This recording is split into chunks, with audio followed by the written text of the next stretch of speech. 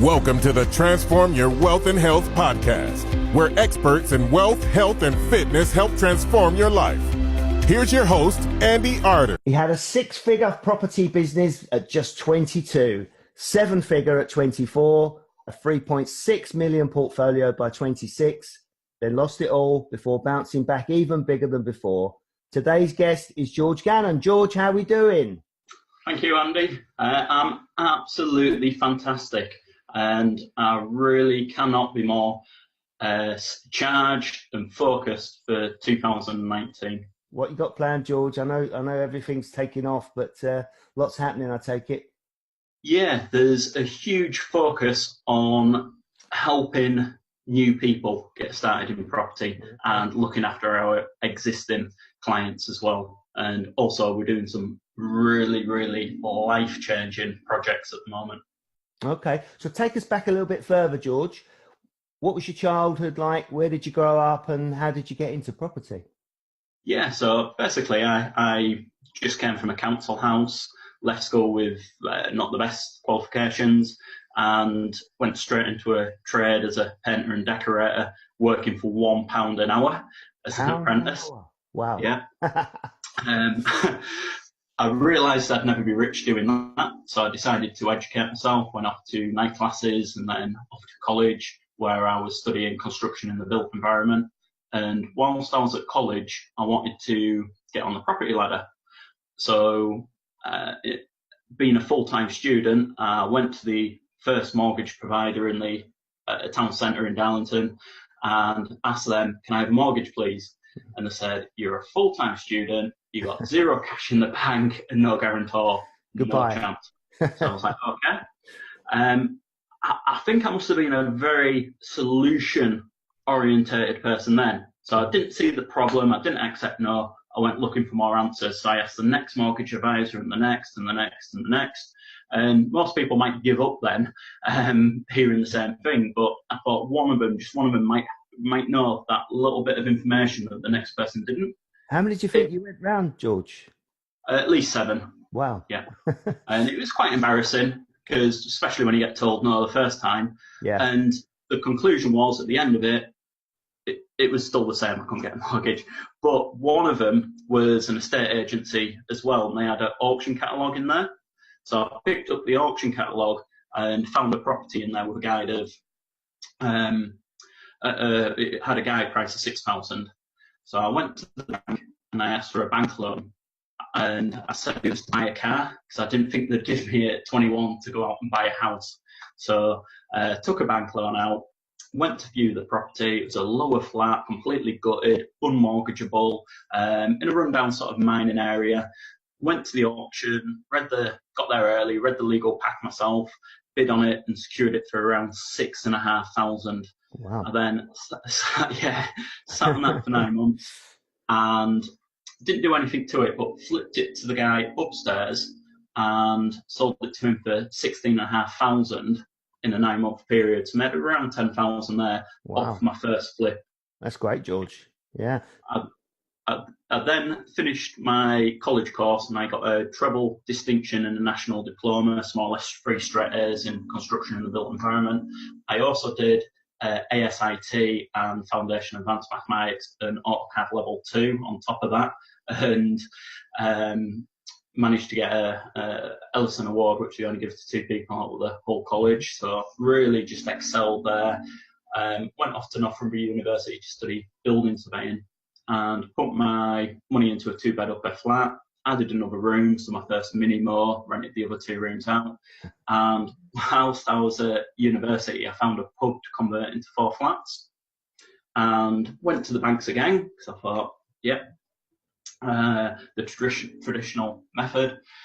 Went to the first bank and I asked, can I have some money, please? And the bank manager said, you're a full-time student, you've got 0 capital whatsoever. You've even managed to wingle a student loan out the system. The building you're after is speculative, i.e. doesn't have planning permission. It's a boarded up pub in a rundown miners area. You've got no development experience whatsoever, and it's 100% funding that you're after to buy it and develop it. They said no chance. Yeah. So I asked a few more banks, and it was very obvious this wasn't going to happen. Yeah. But I didn't give up there. Again, must be a solution-oriented person. Went looking for another answer, and I mentioned it to a gentleman in the Isle of Man whose mansion I used to decorate and work for, so one of my clients. And he said, "Do me a business plan, George. I'll lend you 100% funding for 10% return on my investment." I was like, "Wow, thank you, Alan." So I borrowed the money off him, went and bought the pub, did the plans myself, the building control myself, and the vast majority of all the work myself, remortgaged, sold one, paid Alan back, plus his 10%, and I was left with a few thousand left over. And I went to Alan and I said, why would you lend it to me when I've got all this going against me? Yeah. And he says, basically, he says, not many people can do what you do or will do what you do. And I said, what do you mean? And he said, well, basically, not many people are willing to give up their summer holidays or any holiday to come and work over here. And then on top of that, not just work, but work an 80-hour week and 80-hour weeks back to back. So he says, not many people will do that, and then not many people can do that as well, physically fit to do it. And I used to train and compete in the boxing back then, so that was probably what all the endorphins were doing to me, eating right and training, and that's probably the spark that set me free. And so there are people out there that will invest in you. People are. It's surprising how generous and giving people actually are. I know we see a lot of negativity in the media, and there is, but there are a lot of people that want to help people like yourself and I. So they are out there. I paid Alan back, and then I went off and found a 30-bed care home. I converted that into 20 apartments, but when I first found the care home, I thought, I'll go back and ask my good friend Alan for some money. And George, can I just interrupt there? Yeah. What on earth made you go from doing the projects that you've done to a 30-bed care home? I mean, come on, that's quite a jump, you know?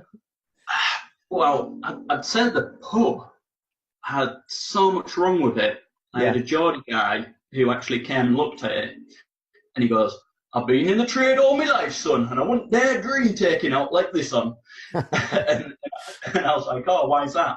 And he goes, "Well, it needs absolutely everything doing to it." And I said, "Well, that's one of the reasons I did it, and because it needed everything doing to it." So it's like creation of 4 units, an extension. It had dry rot, wet rot, just structural elements, new services coming in, retaining walls out the back, new openings. So there was just so much to do, new roofing, and I really enjoyed it. And so I got the straight A's in the theory side, so it's the practical side now. And I was just really just soaking it all up, learning and enjoying the journey. Mm-hmm. So once I did that, I thought anything else is a walk in the park. This was a beast, a monster for a first project. Yeah. And that's probably why I've got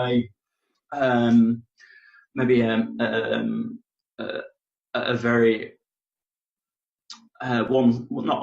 objective sort of view on whether people can do it, because I did it at such a young age, and I look at people now and I think, well, you must have a lot more going for you than I did back then. So it is possible. But going from there, I saw the care home, and to be honest, it was very symmetrical. So when I advise people now, I've always advised people as soon as permitted development came out that they should specialise in that area to start with, because it's the simplest type of commercial to residential conversion that you can do to appraise the deal to ensure you're getting more accurate build costs. It's nice and symmetrical. You know what space you're dealing with. The permitted development part's going to make it less risk-free for you. The only challenge now is every man and his dog is after these, so they're getting a bit harder to find, but they are out there. So with that in mind, a bigger one, it was just mindset. I saw that, and absolutely everyone told me, you shouldn't do this, you can't do this, what you're thinking of. I'm my mum's boyfriend at the time. He was a builder, and he said, I'm a lot older and experienced. How you just wait a bit more in your life. You don't have to do it now. And everyone just tried to talk me out of it. So, and there was only one person actually, because that believed in me, and that was my mum. So, I can criticise my past a bit, saying we were poor, but I did have the love and support of my mum. So that was one thing I've always had. Yeah. And but I just knew in my gut, in my mind, that if I get this building for the price it was just so stupidly undervalued and cheap that I could have just sold it on the next day and made money. Yeah. And that's probably one of the biggest lessons I can share with anyone out there. Yeah. Everyone's just trying to squeeze margins and make the deal work. Well, if that's the case, it probably isn't a deal. You need to have ones that are just, a no-brainer. This is a deal, is a deal. Mm-hmm. You shouldn't be having to overthink it to know if it's a deal or not. Mm-hmm. That's when you know you've got one. And and you think, when you've put all this time, energy and effort into a deal, and you say, I've got one, and then the investors seem to drop like flies or disappear for a lot of people. And that's because it's not that it isn't always a deal, it's just sometimes the investor says, it's too big, it's too small, it's the wrong location, I'm just off on holiday, I've just invested. So there's a whole string of different reasons why they might come up with it. Yeah. So what do you think makes you so driven then? I mean, because these projects have sort of come out of nowhere and you've just continued and continued. What makes you so driven like that? Well, that is going back to my childhood, really. And basically, we had food handouts from my dad tended to drink and gamble a bit, and you never know someone's whole story until you've lived their life. And it's easy to criticise other people, but he did try to. He had a construction company, and his business partner took the money and ran abroad and left my dad with a lot of debt, and he went bankrupt. So whether you can blame that on what it was like back then, and in that era everyone liked to have a drink, or whether it was a bit of stress. And so basically, we had food handouts from my nana, and and often the power was off as well, so it was getting candles out, and I used to think, God, this Northern Electric's really bad round here. I mentioned this on the podcast before, funnily enough. I don't like to get too political, but I didn't fancy it too much as a kid, sitting there on the 3-day week in the dark with the candles on. It wasn't that great. But I mean, my mum, bless her, she never drank, and she had three children to look after, and she says, you don't know what skint is. Skint's not being able to find 20p down the side of the sofa. But a lot of people can turn to drink or drugs to help alleviate the stress. So this is it. You have to understand people's position. It's all points of view from people. And basically, I don't want the life that I had for my children. So that's probably why I'm super motivated and super driven. And when I started decorating, I'd do my mum's house up. That's actually how I started, painting my mum's kitchen, bringing a worktop back and tiling it and stripping all the wood chip off. And if it weren't for the fact that I was always looking for nice ladies, my mum might have thought I was a bit gay doing all the fancy interior design. But that's one of the main drivers behind me. Yeah, sure. So jumping back to the care home that I bought, developed that out and converted that into 20 apartments, remortgaged it, and then pulled out 291,000. So I was left with 20 apartments, 291 grand in the bank.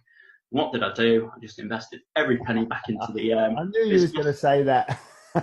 Yeah, no flash car, no fancy house, no fancy holidays. But I did take everyone on holiday just to assess Spain, because Ibiza's a bit chavvy now, maybe. But we went out there and had a party for a week. And then I bought a block of 18 actually, converted that into 14 apartments, did a miners hall, a bungalow and amassed a good £3.6 million portfolio before the age of 26. Wow. And then that little thing called the recession came along. Oh, I've been through a Yes. few, George. They're pretty nasty. Are we due another one coming up? That's the thing. Who knows, eh? Yeah, I think, well, I don't think, I know for a fact there's more millionaires made during recessions than any other time. Yeah. So it's completely mindset. Mhm. And I'll share with you my journey and how I felt at the time Yeah. with what happened there. Please And go on. basically, the staff I hired were friends from college and university. And because I went into trade, I was a bit older than most people. So they were all younger than me. So it was quite crazy, this 30-bed successful care home with all these kids running it. And I even took on apprentices because I knew I was one. So it was just, if you'd have walked in there, it'd be like a comedy sketch, but it worked. And when the recession happened, I said to the guys, look, ask your parents what a recession is. Because I've not been through one, you definitely haven't. So that was the advice I gave them. I tried to learn as much as I can. And I said, look, I'm out of money. I was trying to sell this last block of 14 for $1 million, couldn't sell it for $1 million. Got a remortgage at 85%, which was the norm, couldn't do that. I had to remortgage at 70% loan to value. So I was 300 grand short in a cash flow going into a recession. And my staff said, we've got faith in you, George. You've booked the train, you've done the impossible, we'll lend you some money if you want to keep going. Wow. And I was like, wow, thank you. So that's money, that's loyalty money can't buy. Yeah.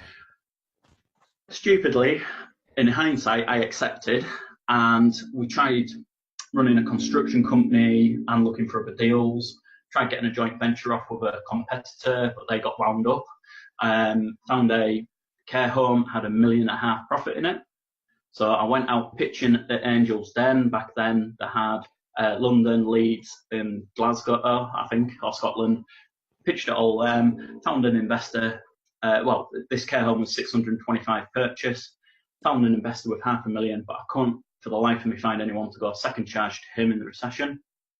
And basically I paid for a RICS valuation. I lost that deal, so it was proven I had the money in, $1.5 million, life changing. And then I found someone else that was willing to buy into the block of 14. I rang the bank up and they said, I don't know who you've been speaking to, but we've just gone bankrupt ourselves. We're at lockdown. We can't give a second charge or add anyone to the mortgage. So we were running a construction company, lost 20,000 doing that, trying to keep everyone in work. And on May the 26th, I represented myself 5 times in the High Court as well, which was interesting, 1-4. And on May the 26th, 2010, I was declared bankrupt and I lost absolutely everything. And the only thing that I ever feared was failure. That was the only one thing that I really feared was failure and letting people down. And if I'm honest, that was probably a time when I started drinking. I was sort of self-medicating to deal with the pressure and the stress, and I had lost everything. I owed friends and family money, and if it weren't for the fact that I owed them money, I could have stayed in a very dark place and not come back from there. But I didn't have that right to stay where I was. I had to get myself back up and get back out of it and make it happen again. So I went knocking on doors and found a Barclays Bank wealth manager. And he says, I get you, George. I'll buy you out of bankruptcy myself personally. Wow. So I was like, wow, thank you, Barry. It's quite but I said to him, actually, I've sold the freehold off to a block of 20 from the care home, Ladyburn House. So it's more business vanity than acumen at the time to buy me out of bankruptcy. So I'm happy to stay where I am. We'll just buy the best part of the portfolio back and I'll develop in your name. So within a year, before I was even discharged, I brokered a deal with the receivers and bought the best part of my portfolio back at next to nothing. And then kept on going, and I went looking for answers, and I came across these gurus, and I thought, who are you to tell me what to do? I've done all this before you guys have even started. But I listened to them, and there was some really, really good, top quality information there. And I thought, wow. Yeah, so I thought, right, okay, I might become one myself. So I decided to create the UK's first 2-day commercial conversion course. Ran that with one of the leading providers. You were the very first. You were the very first, George. Yes, yeah. As far as I'm aware, and no one's told me different, and even at the time everyone was telling me it was the first one. So, so now with all the competition, I'm like, some idiot's been going around telling everyone about this this niche. So I ran it with them and then exited because I wanted to focus on my own core values and business again, being always working for myself, via myself, by myself. And that's when I've had the most success, actually doing everything for myself, by myself. But now I've realised you can go so much further and do so much more through joint venturing. And I created Property Leverage. And our 3 core values are education, integrity, and results. And it's the education where people have said they've had more in a week's mentoring with us than they have a year elsewhere. Wow. One poor lady had said she's had more out of our 2 one-day free events than she has training elsewhere. And the integrity, that's your anchor point. So any decision you make, you've got to make sure that aligns. And with our core group, when I was getting them to do the business plans, it resonated that all of them had put integrity there one way or another. Every business, I don't know a business that's out there that's perfect. So everyone makes mistakes, but it's just how you deal with that when it does happen. Yeah. And then results, and it's results for our clients, not us. But the challenge that a lot of people have, and the best advice I can give people is make sure you do your business plan for a long term and don't set unrealistic expectations.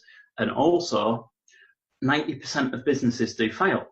So if the odds are stacked against you, why do you think you're instantly going to hit it in a month, in 2 months, in 3 months, in a year? Ask people that are doing what you are doing and ask them how long it takes. And that's probably the biggest thing that trips most entrepreneurs up. So if you can take one thing away, then that's being realistic on dedicating the correct time to achieve your business goals. Yeah. And really, you should be locking yourself in for a couple of years training and dedication to this, because so many people will say, oh, it's not happened after half a year, or it's not happened after a year, and just give up. Yeah. It took me a while viewing all these properties to find the right ones. I've been very lucky, but I've only told you about the ones that I was successful with. Of course, yes. I've got a lot, we might not have time, but I've got a lot of stories about all the other ones that I didn't get, and why I didn't get them, and how much money it cost me. But it was a process of going through all that eventually got me to where I wanted to be. So that's that was, I've digressed a bit there, but it was an important lesson. Yeah, definitely. Yeah, I mean, I started off years ago, George, selling industrial equipment 35 years ago. And not long into my career, they wanted me to be an on-the-road sales guy, and I'd only just learnt to drive, etc., etc. And I tried it, and it wasn't for me. I gave it up, and then I eventually transitioned into telephone sales and assistant managers and managers, and doing work with other people within the company.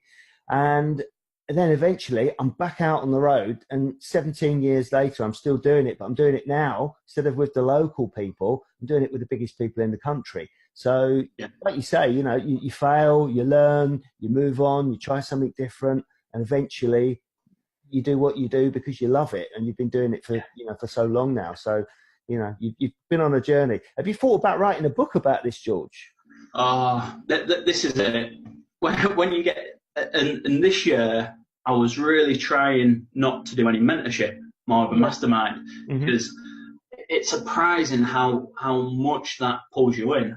Yeah. And it's like everything. I've got to do my podcast. I've got to do my book. I've got to do this, that, and the other. So there's certainly a lot that I need to do, and a lot of people that I know have managed that, and that used to frustrate me, but it doesn't now.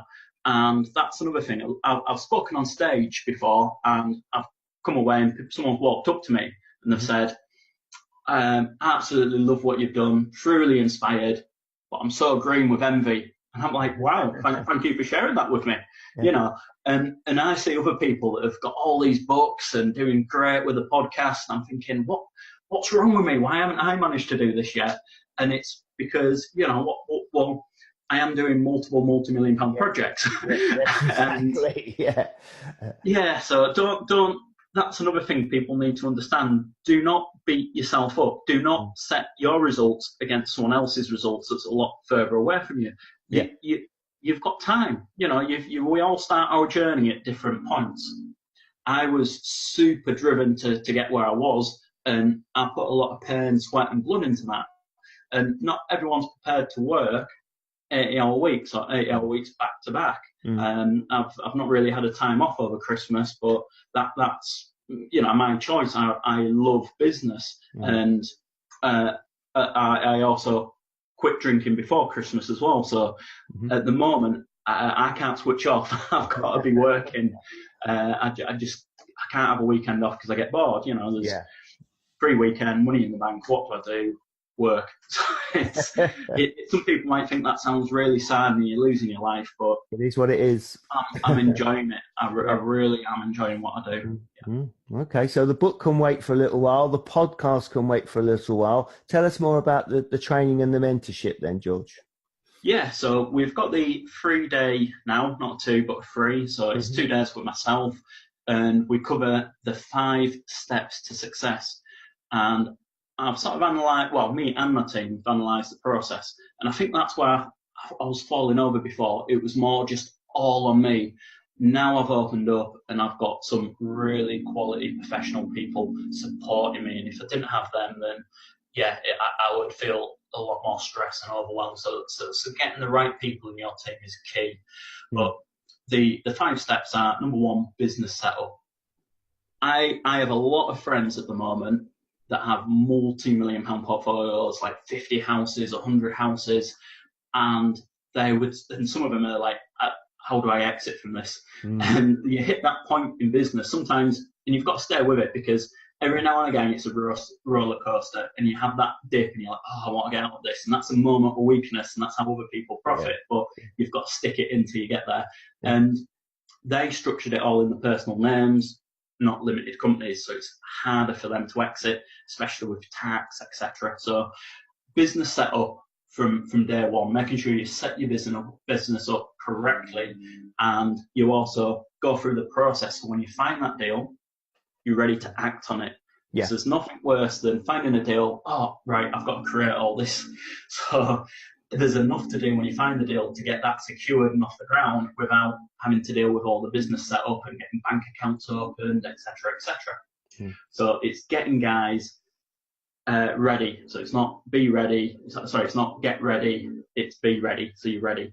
And then number 2 is raising finance. So there's a whole section on how to raise your finance, what the different finance types are, what the bank needs of you, what to expect, what the process is, and how you can shortcut that if you want to, so joint venturing.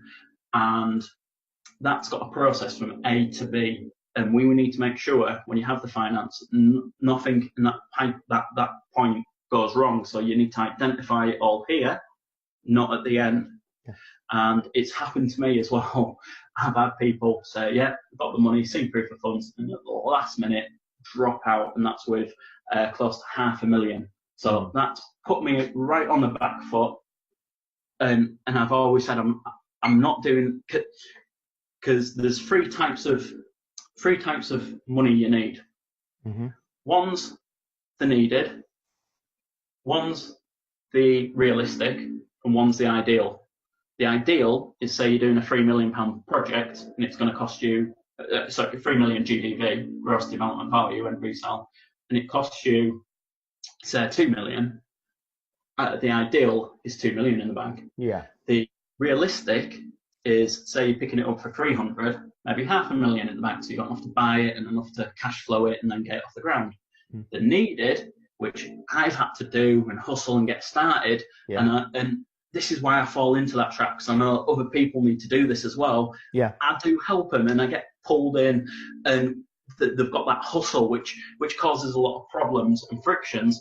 And it could be saying to them, look, start off a lot smaller, but I can't dictate someone's journey to them. I've advised people not to do it, but they'll still go and do it. And if you're there to help and support you, you've got to do it. And I've done it, and I know other people that have gone off and done it. So that's a lot of people start with a need, and that's a different journey, and it's not as easy as all the others. But I've been through them battles, and I've made it work. So I can't say no to people there, but I can only advise them and make them aware of how hard it's going to be and the challenges and issues. So, sorry, that's just important. I get that out there. So they're the 3 levels of funding, and when you don't have that, it puts you on the back foot, and you can probably look a bit more desperate as well when you're in that situation. You can feel the pressure more. So things don't flow as smoothly as you'd like. So it's all learning lessons as well for people. So the finance raising. So that's why when people say, do you find the property first or the finance first? Always, there's so many people that say, find the right deal and the money will come. No, that's BS. Don't listen to that. Right. Find the money, get that set up, and then find the project. Because the person with the money that you think you've got that and they're locked in, they're safe, secure, they've given you everything. When you find that right project and you know it's a deal, they can turn around and say, sorry, too big, too small, wrong timing, wrong location, I'm off on holiday, I've just invested. Any reason. So make sure you get that step right. And after that, we then jump onto sourcing. Now, with the sourcing, so that's step 3, there's over 29 different modules in there, and it's not just permitted development, it's all the different types that we've done, like care homes and pubs and offices and listed buildings, ones in areas of outstanding natural beauty, etc. So there's a whole array of different things, and we look at the building control aspect and the planning aspect and the build cost aspect. So there's a whole lot to understand there just in the sourcing. Most people just think sourcing's simple, you go out and find it. No, there's quite a lot there. So then the sourcing, and then after that the development. So even if you've secured the finance, got the business right, you've got it, you've still got to develop it right, because that can still go wrong for many people. So the development, and then after that the exit. And I used to start with the exit first, but it was confusing people, so I put it last because it is last, but you'd sort of start with that first. Yeah. And the biggest thing that a lot of people will trip themselves up with is greed. Now, when you're looking at an apartment block, you can sometimes get 30 apartments out of it, 1 beds, or you can get 20 apartments, mixed use. And people, if you do 30, you'll make more money on paper. Of course. But it's doing what the market wants. Yeah. So it's all about that exit. So that's why that's so critical that we start with that first. Yeah, and then after that, we've got a mastermind, because it's one thing giving people this, but your true learning and experience comes from the mastermind 12-month support afterwards. Now, with that's just the 2 days we made. The 3rd day is with my in-house architectural designer, and he gets the plans out. He's done all the architectural work for my other projects, and he teaches you to put the architect cap on and how he appraises them, how he designs them. So you're doing we teach the desktop appraisal, and then detailed appraisal, services appraisal, and with doing all that, you're saving the costs, or you're having a better, you're just upping your game basically. So when you do find one, you don't have to pass that straight over to someone else. It's going to cost you money. You can do as much as you can before you start incurring costs. And that's a 3 days with us live. We are working on getting it online. We have done it, but we need the quality and the value to be even better, because it's my Yorkshire voice. People say that I don't speak that clear. Classroom's fine, because the other thing is I'll say it as it is, and that's fine in a classroom sometimes. But if I'm out there and it's recorded, I can't be saying some of the truths that I say. Yeah. So we've got the political correctness, I think, that we need to get right. I understand. Yeah.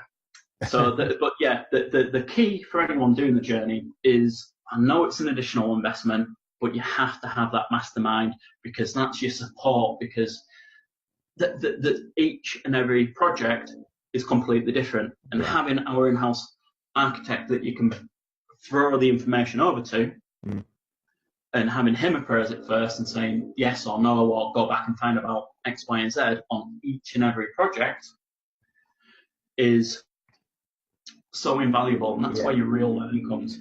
George, could you tell us a story about somebody that you've helped in the past that maybe was on your courses or someone that undertook a mastermind? So with the mastermind, Will Burton, if you Google him, he's doing great. He's started off with a few smaller ones. Now he's on to a huge one, the big scale. So that's someone through the course. Someone that I've helped. This was someone who used to work for me, and this was more of the mindset, which I think is more important than anything, because when I was doing the care home into 20 apartments, I had one of my friends from university. He said, because I hired all my rugby mates didn't seem to get jobs, and they all worked for me for like £5 an hour, and so I had a lot of very educated labourers in different areas, and one of my friends said, look, my brother he's hanging around with the wrong people, smoking, just works in a kitchen as a pot cleaner, and he was a complete I hope he won't mind me saying this, but he was a bit of a chav back then, not now. But so was I, If people change, you can't choose how you start off in life, but you can determine where you're going to end up. And basically, he said, I want to help him, get him out of, and it's an environment. So we got him out of that environment that he was with and the people he was with, and he started working on the site. And he would say to the other lads, he'd be like, yeah, right, in the type of voice he had. And basically I said, look, mate, what do you want to do? Because you're better off getting into a trade. And I said, the easiest ones are painting and decorating or plastering. You don't need many tools and the work's there. And then you've got your more skilled ones, which get you more money, but it's more complicated or harder work, like your electricians and your plumbers. So there's a lot more involved in them. And then he said, well, what about you guys? Because he knew I left school with more or less no qualifications. I re-educated myself and got myself there. And I said, well, there's obviously services director, site manager, the quantity surveyor, that's got really good money in it, structural surveyor, building surveying, which I did at university, but dropped out. And he was like, oh, yeah. And I said, look, don't let anyone tell you can't do anything. You can do whatever you want. And he says, yeah, I think I'll do what you did and go through college and university and become a quantity surveyor, or something similar. And I was thinking in my head, I was thinking, really? But I didn't let on, and I just said, you can do whatever you want, and if you want to do that, we'll support you. So he went off to college, and the lecturer rang us up, and he said, well, he's told me about your story, your journey, and we're a bit worried, but he's saying you and one of my site managers, Lawrence, who was also did the same as us, studying architecture, we're going to look after him. Then he said, yeah, okay. So he did that. Okay. And to be fair, Lawrence helped him, supported him a lot more than me for his available time. And all the other lads who are all like university educated and a bit more posher were like, what are you doing, George? Filling his head with nonsense that he can do this. What are you doing? And I'm like, well, of course he can. Who are you to say he can't? And they were like, and to be fair, I thought, I want 100% there, but I can never do that because I've done it. And if someone says they want to do something and they believe they can, and you support them, help them believe they can, then they can. It's complete mindset. So he went off, managed to get qualified, and then during the recession, unfortunately, I've lost everything and lost contact. But then a few years later, I got a phone call, and he says, just really want to thank you, George. I've just got qualified as a QS, quantity surveyor. Wow. So I was like, wow. And it just sent goosebumps down me completely, and it does now thinking about it. Yeah. So that really is it. Well. Yeah. and because when I started out, I went in the trade as a decorator, and I watched Property Ladder, if I'm honest. That's the biggest inspiration for me. Who didn't? Yeah. And I said to one of my work colleagues who was older than me, training me, I says, I think I want to be well, actually, he said to me, you'll never be rich working for Neil. Because he used to like joke on a lot, saying how bad we had it. And so I thought, right, yeah, I might become an estate agent, because that's like the stepping stone into property, I thought. And he goes, you can't be an estate agent, you're too stupid. I was like, okay. But I did do night classes, because he was right, to be fair, you know. And I got, you know, my maths and English again. And and I then went to the estate agency, and because I was dyslexic, that was a huge problem for me. Yeah. And they even said, yeah, I think you're not ready for this, because you've got to take people's names, and if you can't spell names and pronounce them right, so they advised I maybe go off to college and do a bit more.